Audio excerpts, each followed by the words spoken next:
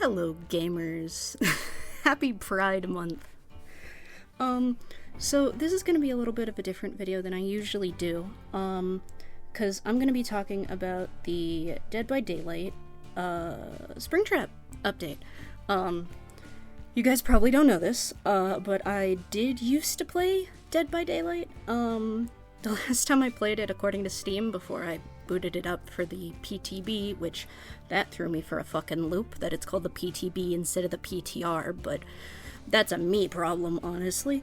But the last time I had played it was 2018, and I was not having the most fun with it, I'm gonna be honest, but, they added William Afton, so you know me, local FNaF autistic, so I had to try it, and I'm actually having a lot of fun this time.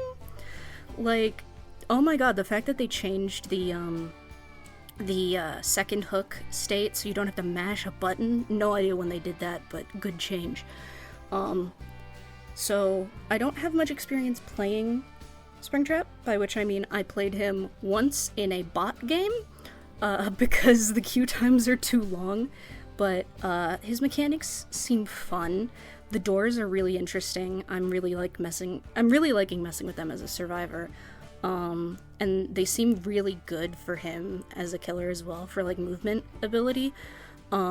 His axe, that is such a good callback. Oh my god, the amount of references just in general are so good. Like the references for him, the references for the map. It's just mwah. The passion, you can feel it. It's so good. But I like his axe. His knife is pretty good. To like I don't know. I think it's cool that he has the knife. And he's fun to play against. Like, for me, I think part of it is also like because of the character. I'm like, okay, let me think. How would he think? But it's also like each person plays it differently. But you can kind of tell if they're gonna be like a door user or a walking Springtrap, and that is, oh my god, it's so good. It's so fun. I've been playing as Bill because that's the character that I used to like playing when I did play it back in 2018. Though I might look into playing Alan Wake now that I know that he's out, because Alan Wake is also a series that I really like. I don't know anything about Alan Wake 2 yet.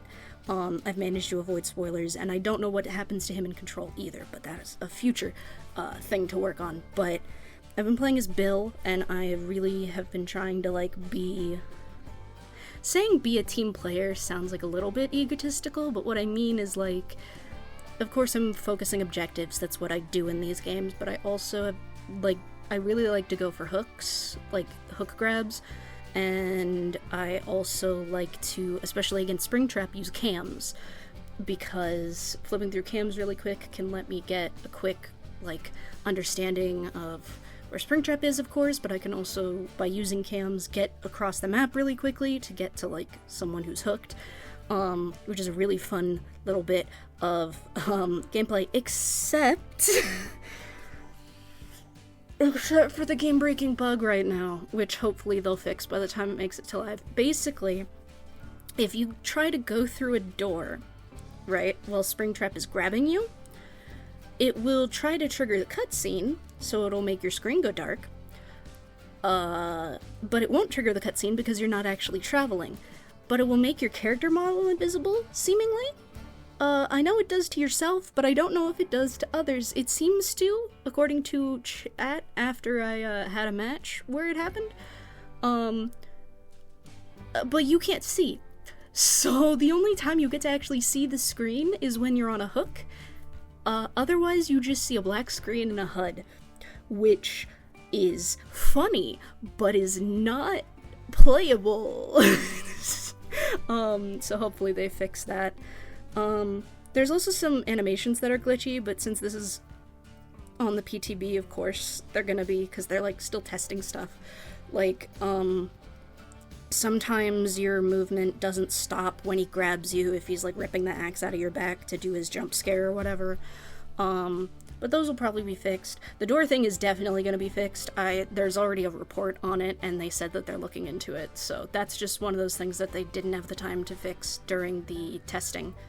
But that'll definitely be fixed, because that is, oh my god, it is borderline unplayable. Somehow, and I put a video up on my other channel, I somehow managed to successfully survive and actually win in that state. It's a nightmare though. It is not designed for that.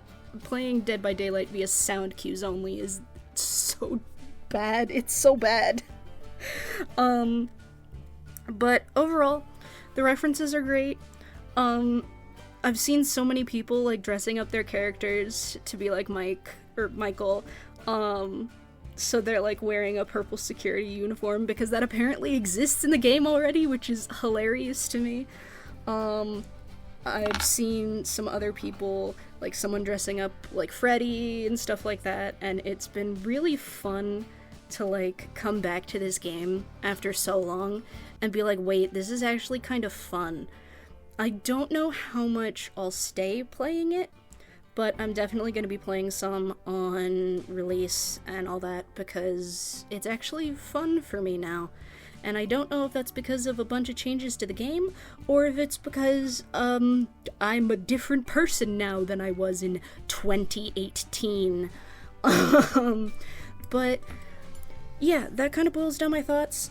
They really did him well. The references are so good. When you go into, like, the character select screen, it has two different animations for him. His perks are such good references. Like, all of the perks that he adds are such good references. Interesting to me that Gabriel is the only spirit mentioned by name. That's very interesting to me. It's also interesting that we, as far as I could tell, we have no Golden Freddy mention and no puppet mention. That's interesting.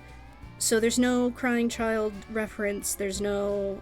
I mean, of course, there's also no baby reference, but he gets taken during the lore between, like, when he dies and between FNaF 3, so, like, kind of makes sense, because he doesn't even really know what's going on with Elizabeth, so of course there wouldn't be a reference, but at this point, FNaF 2 has probably already happened, since it's a prequel to the first one, so it feels like there should be a Charlie reference, but that's just an interesting thing for, like, lore reasons. Also, Foxy is not on the map, which I'm going to assume just is meant to be like, Michael's free. He's free. He never has to deal with his father again in this timeline.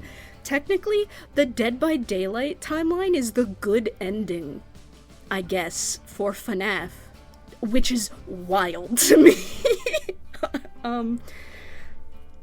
But, like, the voice references, I'm so glad they brought back his voice actor. He's so good.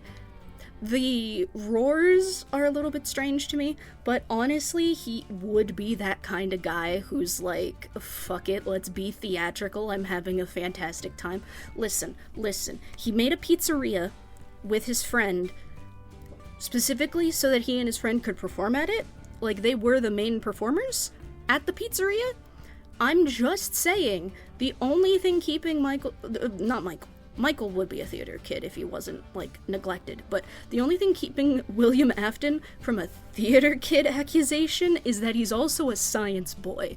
But this boy, this man, theater kid, written all over him. And so of course he's dramatic, of course he's like, I'm the fun one, and, like, all his other shit. The fact that he has a line referencing Henry's, like, the darkest pit of hell is open to swallow you whole, so don't keep the devil waiting, old friend. The darkest pit of hell is open for business. Like, it's so good. It's so funny. It's so good. But yeah, there's no Michael reference either, of course, because how dare they confirm that Michael exists as a character other than at the end of fucking, I don't even remember which one anymore. They will only let you know that Michael exists in that one set of dialogue, because anyway, But like the phone ringing, there is a reference to Phone Guy in the perks and all that, and it's so good. It's made with so much care and passion and love and respect, and you can really see it. Like this isn't just like a cash grab or anything. This is made with absolute respect to. But yeah, it was made with absolute respect, and it is so much fun to play. So yeah, I guess I don't know if that's really a review or anything. That's just kind of my thoughts about it, but I wanted to get my thoughts out. It's the last day of the PTB as far as I can tell. I'm probably going to play a couple more matches just because it's fun and I'm having a good time. But yeah, looking forward to it being live, and you're gonna see some Dead by Daylight content on here, which is wild to say, because oh my god, I never really thought I would be playing Dead by Daylight on stream again. But you'll be seeing it. So yeah, thank you everybody so much for watching. This has been your captain speaking. Have a good one, everyone. Take care.